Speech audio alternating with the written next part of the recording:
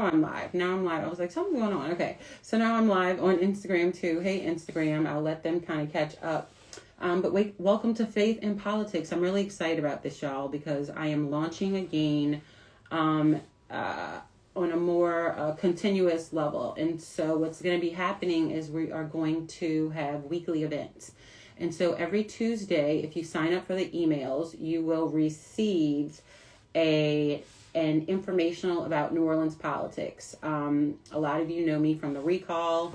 I am very outspoken when I feel like we are being taken advantage of. That's just kind of how I was built. My dad was a public servant in the city of New Orleans, and I remember when our city officials were like, actually public servants. And so I'd like to kind of get back. People keep talking about, before Katrina. And, we felt like a city of neighborhoods before Katrina. That's kind of how I grew up. I'm 46. People say I look young, so I'll take it. But I am 46 and I have a 21-year-old. So I've lived a lot in New Orleans. I've been through a lot, and I've experienced a lot of trauma that a lot of people in New Orleans have lived through. We went through the Katrina with a baby, did the whole Ida as a senior, which was a terrible year to do it, but, God's will be done. And so I'm here at this point where, I want to kind of help people understand and empower them about New Orleans politics and what's going on.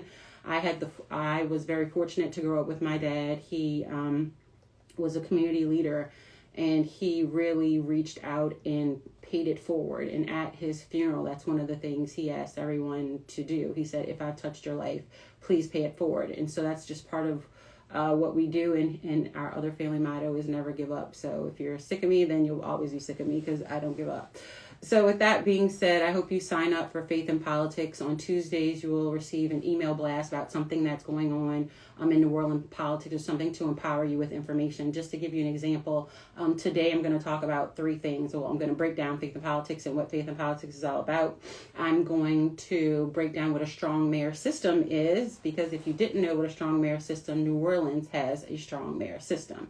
And so we are different from, say, Jefferson Parish, or we're different from Baton Rouge, where the mayor is like your council president and the mayor. And so New Orleans has its own setup. Hey, TikTok, I didn't forget about you. I'm looking at Instagram, and I'm live on my podcast. So you can, actually, I'll hit that later. But, I just wanted to kind of bring everyone together, and so we can have these conversations to empower you with information. Just to give you an idea, during the recall, we stood on corners for like 7 months.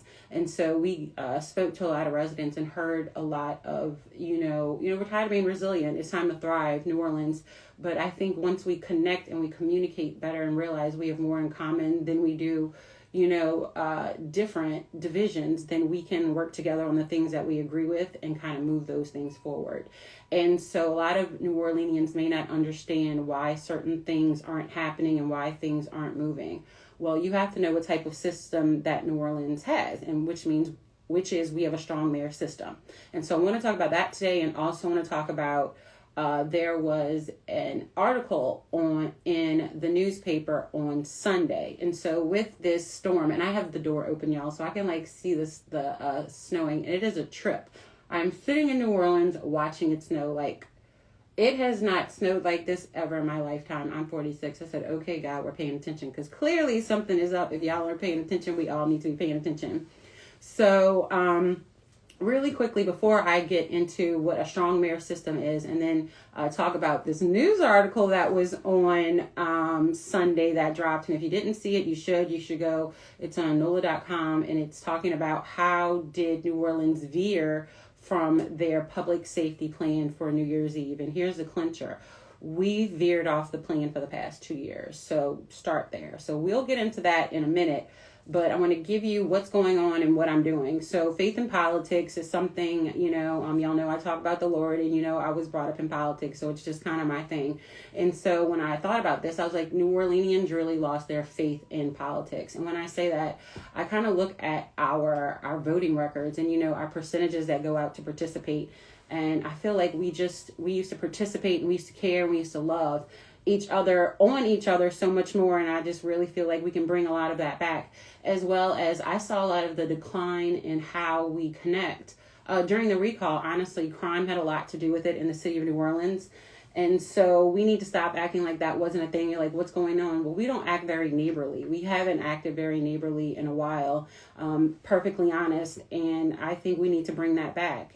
We are New Orleans, and that's what makes us different. People come here because, of our culture, of our things. And, everything isn't good. So we need to also check some of those things. Some of the things we need to do, like, we eat a lot, but are we going to check our blood pressure, things like that. But just making sure we're taking care of ourselves so we can be here, the people, because this is our city. And, I was like thinking, like, we can't have a fireman and an EMS, get married and have a family. Y'all, this snow is nuts. But we can't even have and afford living in the city of New Orleans. And so my question is, who are we doing it for? We live here. Who are we doing it for? And so that's what Faith in Politics is all about. It's to bring our faith back in politics. During the recall, some people didn't know recall was even a process. And so this is about really empowering you with information, and you can go out and speak up in your sphere of influence. I don't believe in manipulating people with information. I believe give people information and let them do what they need to do with it. That's just how I roll. And so I am not a Republican and I am not a Democrat.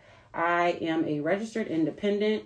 And so I see purple, and I do see inadequacies in both parties, to be perfectly honest. So I grew up in the Democratic Party, but I did leave it because it just didn't, some people say I felt like the Democratic Party left me. And on certain things, I do believe that, because I don't think I have veered from, my belief system, because I do walk in my Christianity.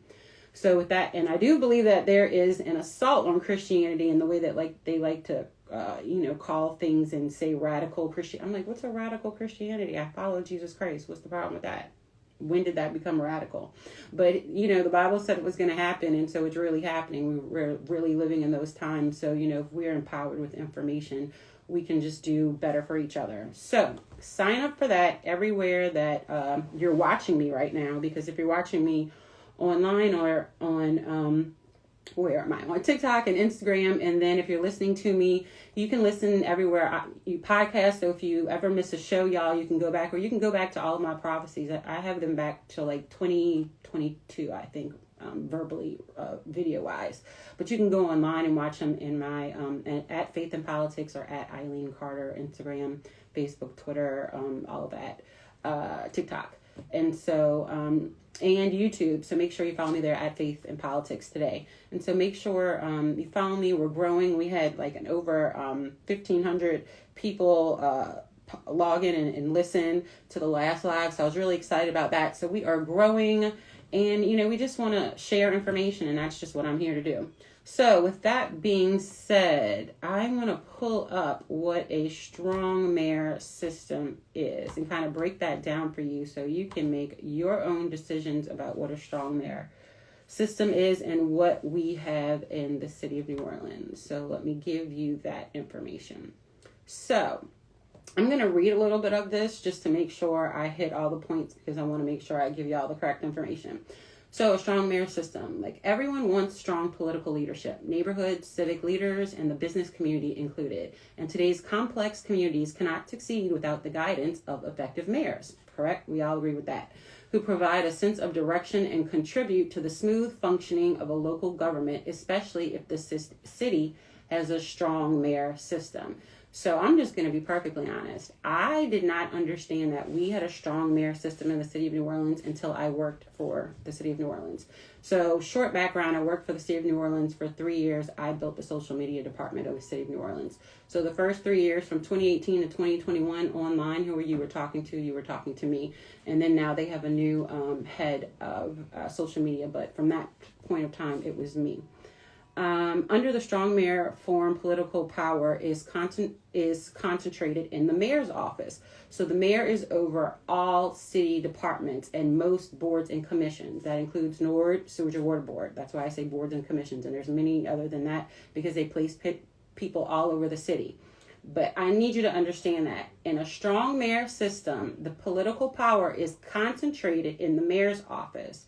The mayor is over all city departments. So I want y'all to understand this before I read the article about what happened, because that's important. So we're going to go through this in order because I want y'all to follow. Because this is why I spoke up. And this is why I believe you should open your mind to see a different perspective. So, under the strong mayor, foreign political power is concentrated in the mayor's office. So, strong mayor council government reflects the organization of most state governments. The mayor is the city's chief executive, while the council is the city's primary legislative body. The general characteristics of a strong mayor council government are as follows. So, these are important because actually one of these changed recently. So, oh y'all, we have a public safety alert. So look, I say it. I had my own radio show for 4 years. So I believe in speaking up for these. There's a public safety alert. The number of accidents being reported is increasing. Y'all, stay off the roads. Stay off the roads. Stay home. Bake a cake. Make some gumbo. Like, stay off the roads. People are doing too much. They want to sightsee. But y'all, we're excited in New Orleans. We haven't seen snow like this, like, ever in my life. When I say ever in my life. So if y'all think time is time to play with the Lord, it does snow in New Orleans. When does it snow in New Orleans? So let me go back to reading this. Okay, the strong mayor system. The mayor may appoint and remove department heads. The mayor drafts and proposes budgets to the city council. The mayor possesses veto or line item veto power. The mayor officially represents the city on the state, national, and international levels. The mayor exercises hello everybody. The mayor exercises oversight of the city's day-to-day operations. So y'all know what's going on in the city. I'm only giving you who is responsible for what. You can do with that information what you want, but I'm going to tell you the truth. The mayor exercises oversight of the city's day-to-day operations. The mayor enforces city laws and ordinances. So if things aren't being enforced, like buildings falling down, who is supposed to enforce these city laws and ordinances? I'm just reading you who's required. Now, who are in these positions, that's up to you. But the mayor enforces city laws and ordinances. And the mayor is not a member of a city council. So that is how the strong mayor system is set up. So if you see where I'm going with this, if the mayor is not working with the city council, or if the mayor is not working, period, there is a void in leadership, because the mayor leads every city department. Let's go through every, because I can't name them all, but parks and parkways, your safety and permits, your NOPD, your Homeland Security. They actually, if you read the city charter, which I recently read the city charter, so if you stay up to date, I'm going to go through some of the city charter with us. So that's why I say sign up for the emails and text messages, because I'm going to be going through parts of the city charter to let the residents know what our elected officials are supposed to be doing, so we can make sure they're doing what they're supposed to be doing. And then there's some accountability, because we're like, hey, you're supposed to be doing this. That's what you signed up for. So we're just going to like hold them accountable. And when we are educated, I just believe we have a stronger government. And I also believe that, we'll see more community connection with regard to voting and things like that, because you'll be more inspired. And then if you go tell one person, then look what we've done. We've just created a stronger community, because y'all, we need it. So with that being said, now you know what a strong mayor system of government, you realize the importance of our mayor. So I'm going to give you an example of what's going down in the city of New Orleans, because this is just what it is. And I've had this conversation for years. It makes some people uncomfortable, so clutch your pearls. But other people, you ready for this conversation? So the mayor has been void in her leadership capacity for years. Many people said, let her live, let her travel, these things A, B, and C. So we at least know in 22, 23, there were gaps where there were years where she was out of town at least 3 months of the year from traveling, right? And so what if you were using some of that time to prepare the city for Super Bowl? Just what if? You know, so many people like let that lady live, but you don't realize how it affects your life till it affects your life. And we're seeing how it affects our lives, because when you're not meeting with certain department heads for over a year, who's running the department? Because as we go back to a strong mayor system, I need you to understand that the mayor is over every department. So everybody's like, I'm going to the city council meeting. I'm calling my city council member. I'm going to rah, rah, rah. We're going to fight in the office. You can scream as much as you want in those city council chambers. But until you go sit on the second floor in her lobby, the mayor's office, nothing is going to change. Let me explain why. When we go and fight for something in the city council chambers, other than one of our utilities, because that's where our city council is over the utilities and over how much money goes where. But the functioning of the governments and who is taking care of their daily operations, that is the mayor. So when you go to your city council member and you say, I need help with A, B, and C, you need help with NORD, right? And NORD isn't even a department, it's a commission. So, but I'm giving you that. We're going to NORD. Because, you know, we have a lot of parks that aren't taken care of. We know how much we love our youth in New Orleans, but we don't have any parks ready for them. But anyway, so you go to NORD. Your council member goes to NORD and says, hey, I need A, B, and C. Okay, but who is over NORD? You're like, yes, NORD has a director, and that's all a lot of people see. But NORD is the person, the director is under the mayor. So the mayor is over them. So if the mayor in that and doesn't like that council person, you're not going to get a lot done in that district because they don't want to help them out. Now, they won't tell y'all this on the news, but I will, because it happens too often and I'm just over it. Like, look at all of our neighborhoods and look what's going on. And you see the fighting in the city council and the mayor, but this is why, and this is what's going on. So the city council can't do a lot of stuff because the mayor is over every department, literally.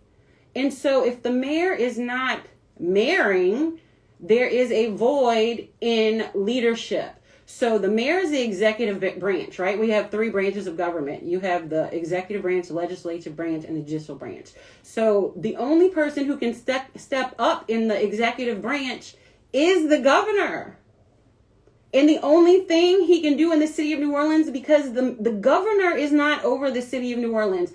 I'm like confused as to how people think that. The mayor is over the city of New Orleans. The governor can step into anything that has like a federal or a state association. Like he can go in under the overpasses because that's federal property.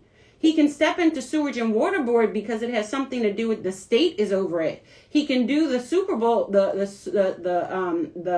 Superdome because the state is over it. Like y'all have there are state things in the city. He can do the bridge because that's a federal highway. So he's doing what he can and have authority over in the city of New Orleans to help change things. Is he perfect? But no, because none of us are perfect. But he's doing what he can to help us, whether you see it or not, because we don't have any executive leadership. So because there was a void in executive leadership, that's why you see the governor doing so much in the city of New Orleans. And people are like, oh, they're just doing this for the Super Bowl. They're just doing this for the Super Bowl. Let me bring y'all in on a secret. New Orleans was supposed to get the Super Bowl. Actually, not supposed to. New Orleans got the Super Bowl for 2024. What year are we in? 25. Right. New Orleans got the Super Bowl for 24. I got a hat in the back, to prove it. Go look it up. New Orleans got the Super Bowl for 24. And it got moved back to 25 because there would have been too much crossover of the Super Bowl and Mardi Gras at the same time. So they're like, push it back another year. So technically, New Orleans should have had all of this done for January 24. So what you see going on is everybody cleaning up the mayor's stuff without anyone wanting to say, we're all cleaning up the mayor's stuff because she retaliates. I've said this, the recall has said this publicly since 22. The mayor retaliates. Like, we have been blackballed in the city, but I don't care. I'm going to keep talking. Oh, well, whom shall I fear? The Lord got me. Like, who's going to speak up for the people? And I'm not trying to be mean, but you have all these politicians who know. Like, they know. That's why you're seeing the city, the state representatives get more involved in what's going on in city government, because our elected officials or our council members are, using what they can behind the scenes to kind of cover themselves and make stuff happen without the retaliation of the mayor. Like, that's what's going on. And people are like, oh, it's this, that, and the other. It's like, what? I don't know if y'all are bewitched by this mayor or what, but like, it seems like that sometimes, because I'm like, she can do us wrong, and she is doing us wrong, and no one's saying it, and I'm over it, and I'm gonna say it again, because who's gonna say it? So going back to all of that, there's an article because no one's speaking up, there's an article in NOLA.com. I told y'all I'm going to be super long today, but I'm going to hit some stuff. So there's an article in NOLA.com that I really feel got like hidden under stuff this weekend because of the snow in New Orleans and it being historic. And I think, that helped out a lot of people in the city of New Orleans. But I'm actually going to read it. So if you signed up, it's for subscribers only, but it is what it is. Everybody needs this information. So the security measures that were in place to protect Bourbon Street on New Year's Eve strayed from the New Orleans Police Department's written plan for that large annual public celebration. Documents obtained by the Times-Picayune show that it was the second straight year that the written security preparations for New Year's Eve did not reflect ad hoc measures that were actually used. Yeah, y'all heard exactly what I said. The gap between the formal security plan on paper and the reality on the ground is raising questions about how fully engaged city officials were in formulating, vetting, and executing their agreed-upon playbook for one of the busiest nights of the year in the French Quarter.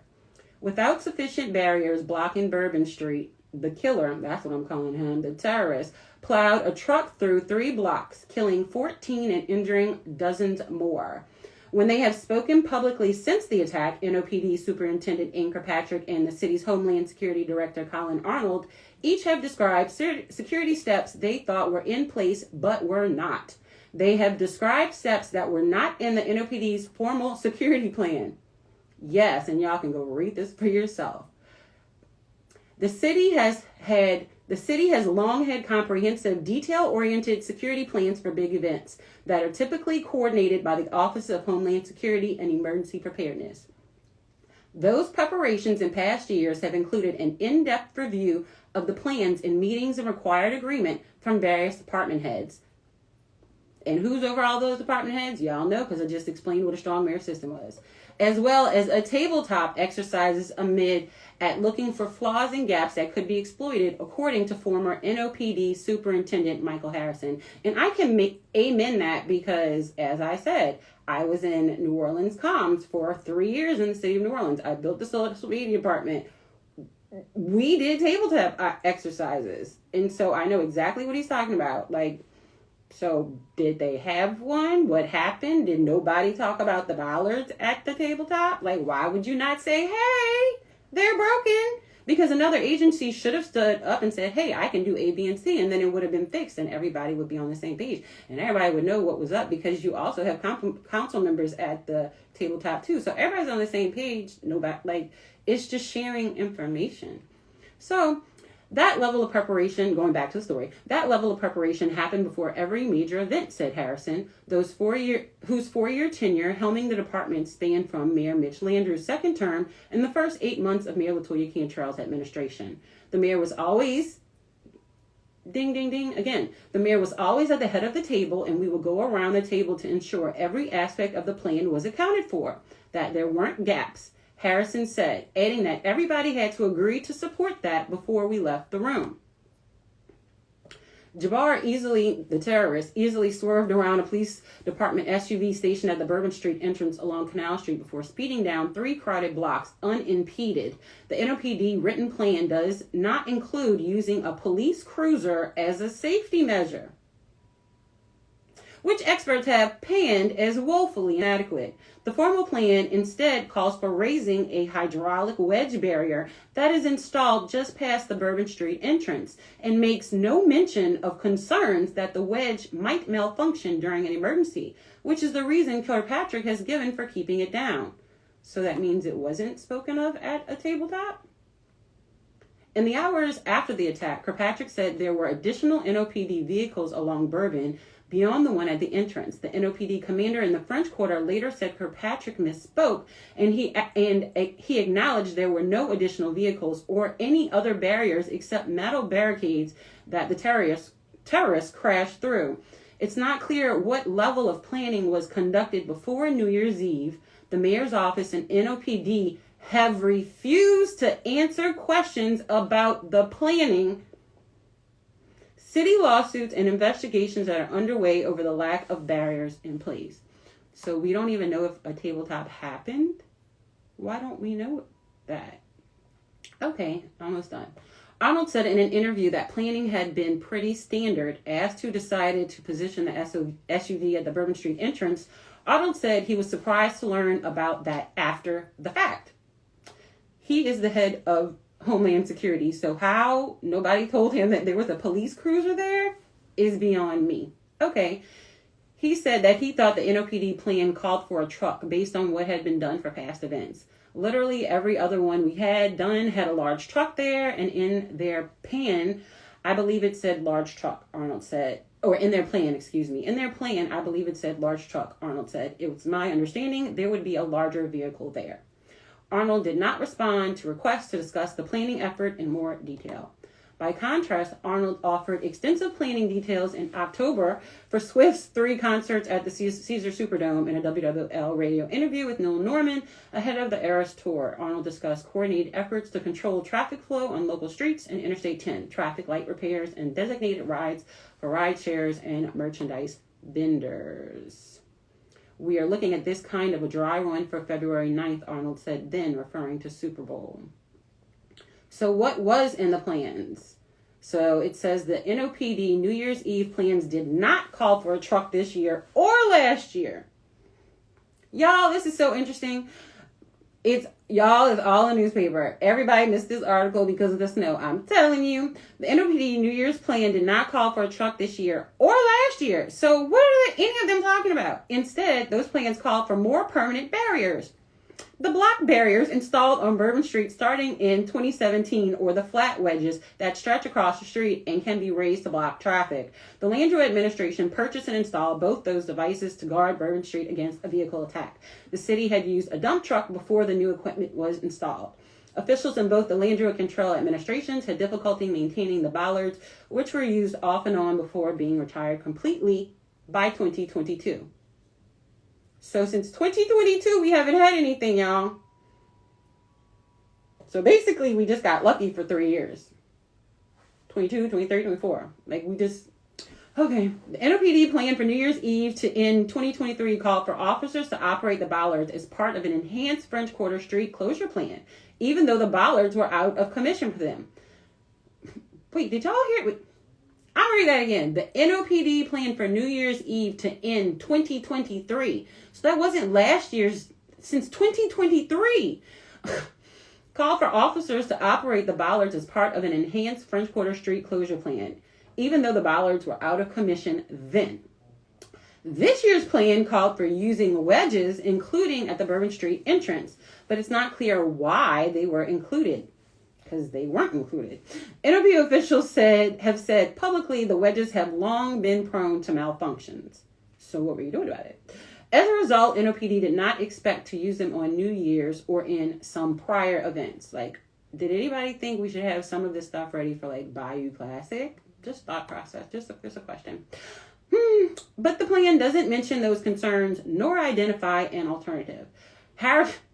The plan doesn't mention those concerns nor identify an alternative. Really?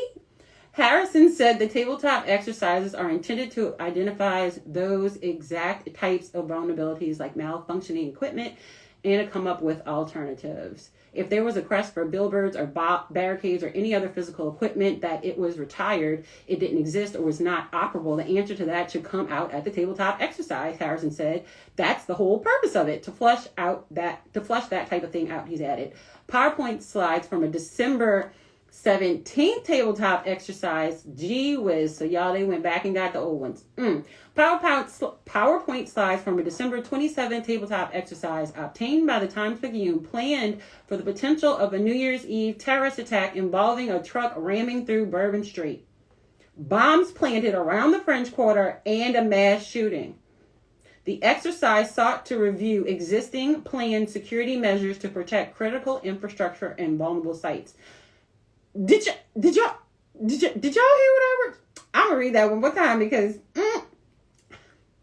PowerPoint slides from a December 17th tabletop exercise obtained by the Times-Picayune planned for the potential of a New Year's Eve terrorist attack involving a truck ramming through Bourbon Street, bombs planted around the French Quarter, and a mass shooting. The exercise sought to review existing and planned security measures to protect critical infrastructure and vulnerable sites.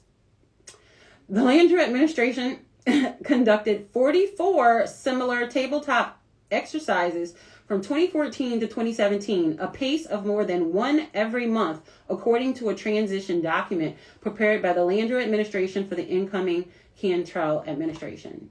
Okay, I'm going to repeat that too. The Landrieu administration conducted 44 similar tabletop exercises from 2014 to 2017, a pace of more than one a month. So more than one a month, the Landrieu administration was putting on these tabletops to make sure that all of our public safety departments were on the same page.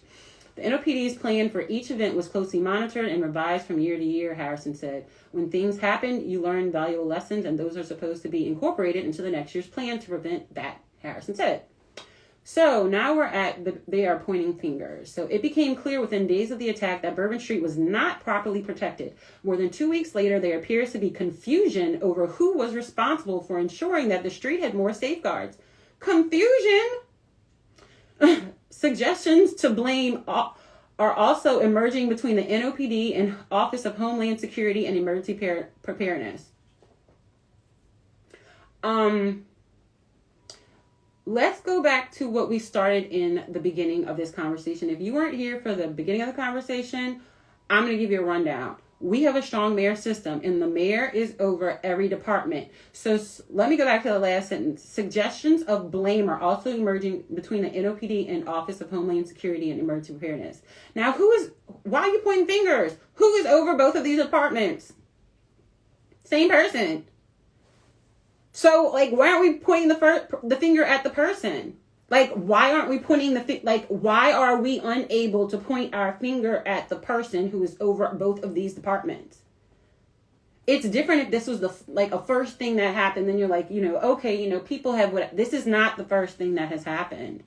And I feel like certain people are in an abusive relationship, let it go.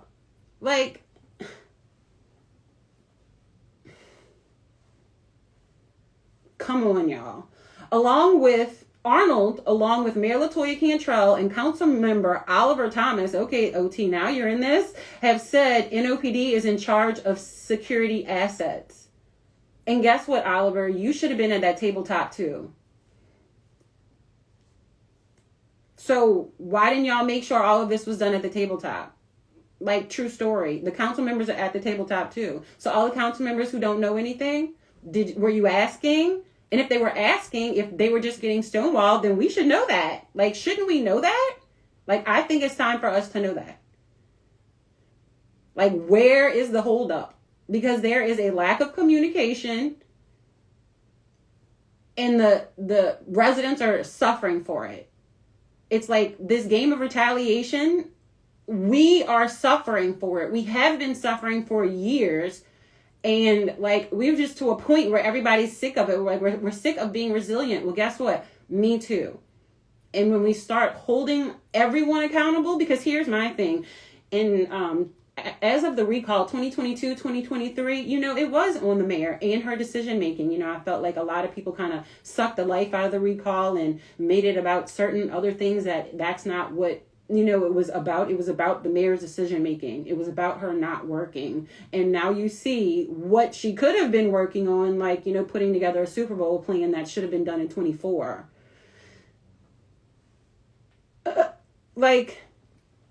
And if y'all would know the real story, or I can't say the real story because people only know part. The story I know about what has gone on in the situation with the homeless for years, and how they have been people in our city who have wanted to put up their own money to take care of things. And because of an altercation with the mayor, she was just like nasty to people. So our homeless problem did not need to ever get to the way it was because they had people in the city who wanted to do things for it. So the point that the governor is doing this now is because they haven't been doing anything. And I applaud Leslie Harris's efforts and stuff, but I'm like, how long were y'all in office? Like, it's in their last year of office. Everybody wants to do great things, and it's wonderful. We want you to do great things, but you've been here for 3 years before that. It was a problem then, it's a problem now. And now that you have someone who wants to move it faster, I'm like, sometimes you look for the silver lining in things, and, of course, everything could have been done differently. But I'm like, it's snowing in New Orleans. I feel like it's a blessing. The Lord kind of blessed them to make sure they aren't out in this type of weather. Like, I don't know. I'm going to look for the silver lining, and I think that we should, come together on that. But, I'm a Christian, and we need to take care of the people who are less fortunate. And so any way that takes place and they're not in this type of weather, then I'm just going to focus on that. And whoever wants to support it, it is what it is. Purple or, red or blue. I'm not either one. I'm independent, and I've had that conversation with y'all. I don't care as long as the work gets done. And I think that's where a lot of people are. And I feel like when you're under these teams, you have to be on a team. Well, I'm not on anybody's team. I'm on the people's team. And we need to stop with all these teams, because the teams are dividing us, and you're missing the point. Because the point is, it's classism. It's not even colorism. We get caught up in colorism and all these other things. It's classism. We're fighting classism. So with all of that said, faith in politics is what I do. I'm going to bring y'all, the things that I know, the things that, may have slipped through the cracks, and, things to empower you to build a stronger New Orleans. And hopefully, we have more voter turnout. We want to encourage our youth to get there, to sign up. And just to let everybody know, if you wanted to change your designation from, Republican to Democrat, Republican, or to none of them, you want it to be no party, or you wanted to change to independent or like that, you can do all of that online as long as you have an up-to-date ID. You can do that on the sos.gov. You can change and you can sign up to vote on sos.gov. I don't believe we should just always wait till there's an election. I think you should do it all the time and remind people that you can register to vote online in the state of Louisiana as long as you have your ID. So encourage people to really go out and do that. We really need to speak up, because I'm telling you, all these elected officials who are pointing their fingers, saying this, that, and the other. I'm like, y'all all knew. Y'all knew. You were just waiting for something to happen. You knew. So stop acting like high and mighty. They need to humble themselves, and we all need to be real about what is going on in New Orleans. Perfectly honest, I'm going to tell you what New Orleans needs. I think we need a full audit. We need an audit of every department. Kirkpatrick did not know they had bollards. Well, when was the last time they had an audit of your resources? They want us to take care of our bills and be this, that, and the other. I'm a single mother. We be robbing Peter to pay Paul to make stuff. So, you have to make stuff happen. I'm like, y'all have more money than we do. What are you doing? Our children don't even have free uniforms. You have enough money to be doing that. And why don't they? At one point, youth and families had $41 million. $41 million. Why didn't all of our children in the city of New Orleans have uniforms that you didn't have to pay for? That's how I see it. Do something for the parents, the residents, that they don't have to pay for something. So the money starts coming out of our pockets. I could talk about this all day. Don't start me. And the thing is, Faith in Politics has started me. So hopefully join me on this journey. I'm going to be live every Tuesday at 12, and we're just going to talk about whatever's like going on in New Orleans, and I'm going to give you like some information. Like today was the Strong Mayor System. If you're just getting on, please, go back and listen to this. You can also listen. I don't know if y'all know this, but you can listen everywhere you podcast. So if you podcast on Spotify, I'm on Spotify. If you podcast on YouTube, I'm on YouTube. If you podcast on Apple, I'm on Apple. Like all of those things, like Amazon, I'm all of them, which I'm kind of really excited about. So you can listen to me everywhere you podcast. And, let's build this. Sign up for the newsletter. Like I said at the beginning, if you weren't on here, the batch that I had was so big that they wouldn't let me put it out at one time. They thought I was like, they were like, what is it? And I'm like, okay, so they're putting it out in pieces. So after all of the emails go out, then I'll send out like the big one to everyone who is then signed up. So make sure you sign up, and also sign up for the text messages, because I'm really excited about this. I just believe, and I've always said this since I worked with the city with technology and things like that. There are more people who have a phone than a toothbrush. And so, look, I have 3 phones right now. And so, text messaging, so many more people are using that as, to keep in contact, and everybody's phone doesn't really have great email access, but every phone does have better text messaging services. So, there's ways where, you can text your solutions of what you think the city should be doing. We're going to see how many characters it gives us, but we're going to, have solution Saturdays, and, look around what's going on in your neighborhood, and we're going to like put some requests to our public officials and see how we get things done. I have done communications in the city for 3 years. Some of the people I know, some people I don't know, but I do know a lot of departments that are there or how things connect. And I just really hope to help connect some dots to empower you. This isn't about me. This is about us. And I hope we all do it together. So I just thank you for tuning in. Thank you for the support. I really appreciate it. This walk is not easy, but I'm going to do what I'm going to do, and I'm going to speak what I got to speak. And it just is what it is. I'm kind of over it. People want to be manipulative and keep you quiet. I can't even explain my journey because you wouldn't even believe it. One day I may write a book, Lord have mercy. But, you can't keep me quiet. I'm going to do what, I'm going to speak the truth, and it is what it is. And they know, and they should have been speaking up a long time ago. And I'm tired of being manipulated by people, and you should be too. So it is what it is. This is Faith in Politics with me, Eileen. Make sure you follow us everywhere you podcast. Make sure you follow us online at YouTube, on TikTok, on X, on, where else are we? On Instagram, on Facebook. I'm on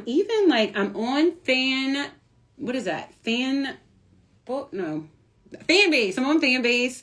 I'm on Lemonade. Yeah, I'm trying to build up the fan base, so y'all go do that.